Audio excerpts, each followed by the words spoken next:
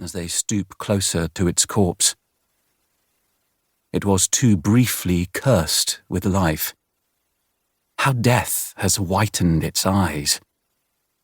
Just yesterday they were as quick and silver as a snake's. Flies have already settled at its bloody beak. There is movement only in its feathers, which lift with the breeze, not greatly different from the feathers on the living angel's wings, listless when they're not reflecting light. There is an angel they know. He oversees the stock pond, chirping out his orders to the fish, whose heart-side wing is damaged to the same degree as the jack's. He's a malcontent as well, though more so than any bird could ever be. That injured wing is punishment, he understands, for disobedience, for taking flight, for straying where he shouldn't stray, beyond the girdle of their enclosures to where dwell those outcast vassals of the earth whose lives are fleeting. He meant simply to test the air, and satisfy a yearning to encounter for himself, though from on high, the bird's-eye view, their sorrows and their cares. It was to be the briefest of visits, in all innocence, and he always intended to observe the rules by keeping high and out of sight beyond the clouds. The Lord instructs that angels are not to be seen by mortal eyes. At most they should appear as distant shimmers in the firmament, a mystifying flash of blue in blue. But the stock pond angel was too beguiled by the busy world, the teeming to and fro outside of Eden's holy bounds. He was lured so low by curiosity that he almost became, like any fruit bat, any swift, too hefty for his span.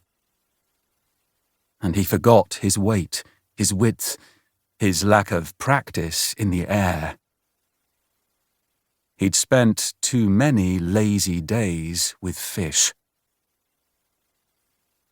So, before he had a chance to witness anything or anyone close up, he snagged a wing on unkempt branches which stretched beyond the walls.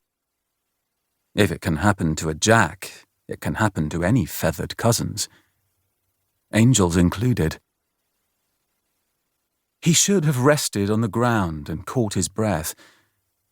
But any master landing out of Eden, just touching unblessed ground even for an instant, has sinned beyond the Lord's forgiveness. He laboured heavily to stay aloft and damaged himself a second time in his attempts to retreat across the battlement.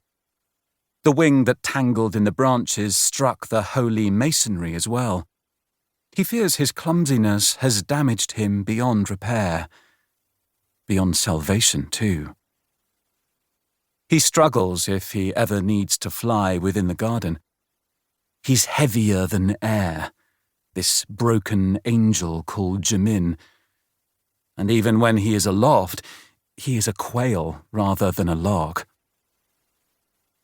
His flights are slow and arduous and comic to behold. Certainly, he no longer has the body to be a distant shimmering of blue in blue, let alone to gain the arch of heaven. Nowadays, he is hardly any value to the Lord who, as everybody knows full well, did not create his angels to be earthbound or fashioned out of clay like men. The stories say they are the airborne outcome of an eagle and a dove, both magisterial and modest, powerful and meek, soaring and domestic, forbidding and forbearing, communal and divine. The Lord has made them in the image of a bird, so that he can command them to do anything by flight, so that the sky and what's beyond the sky is water to their wings, just as the volumes and the currents in the stock pond are wind and air for fish. A creature that can penetrate the sky can serve his lord and his masters anywhere. Nevertheless, it is at times a curse to be an angel, those labourers must think, for even if an angel's wings are trim